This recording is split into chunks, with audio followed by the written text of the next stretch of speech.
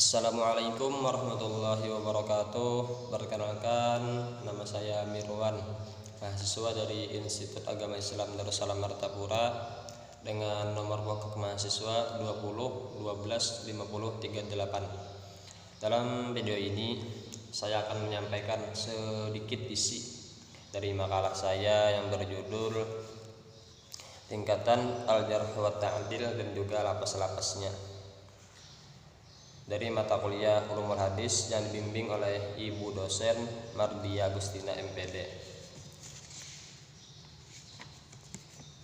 Jadi yang namanya jarh dan ta'dil itu mempunyai tingkatan, dan juga setiap tingkatan itu lapasnya berbeda-beda. Jadi di sini langsung saja saya jelaskan sedikit materi dari makalah saya. Jadi dalam makalah saya di sini saya menyebutkan bahwa tingkatan jarh dan ta'dil itu ada 6, sebagaimana yang telah saya nukil dari beberapa literasi yang telah saya baca. Yang pertama akan saya bacakan tingkatan ta'dil. Jadi tingkatan ta'dil di sini ada 6. Tingkatan yang pertama, lapas-lapasnya yaitu asbatun nas, awthaqun nas, atqanul khalqi ilaihil muntaha minat tasbit, la a'rifu lahu nazirun fid dunya fulanun la yus'alu anhu. Tingkatan yang kedua, sabitun hujjah, sabitun hafiz, thiqatun mutqin, thiqatun thiqah ka'annahu mushaf. Tingkatan yang ketiga, thiqatun sabitun hujjatun hafiz atau dobit dan laisa bihi ba'sun, dan seterusnya sampai tingkatan yang ke-6 itu lapasnya berbeda-beda, dan bisa kalian lihat sendiri di dalam makalah saya. Kalau saya sebutkan satu persatu nanti videonya lama. Dan juga setiap tingkatan itu hukumnya berbeda-beda.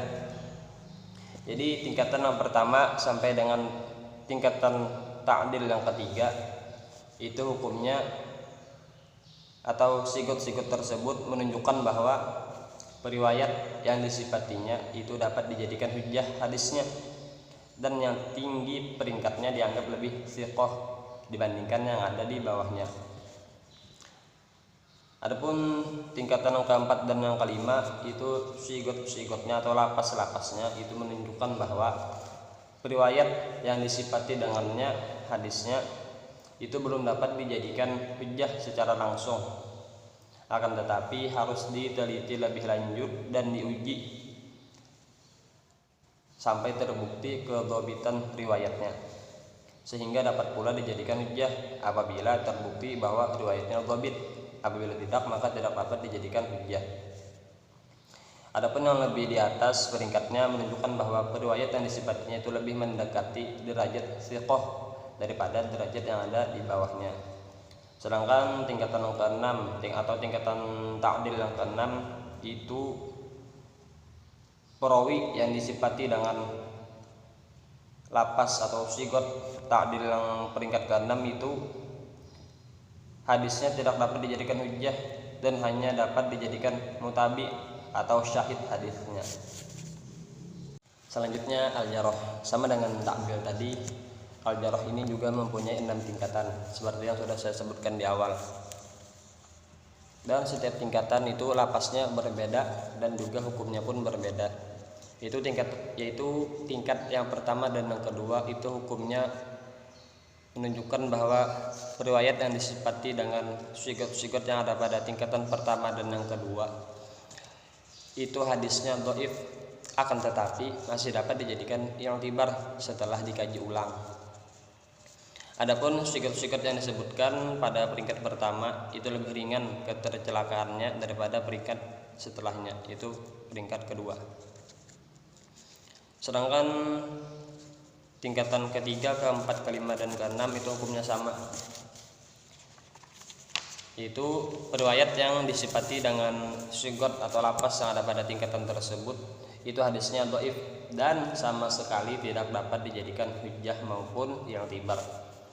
Apa itu i'tibar? Nah, i'tibar itu adalah sebuah proses observasi atau penyelidikan terhadap beberapa jalur isnad yang diduga sendirian.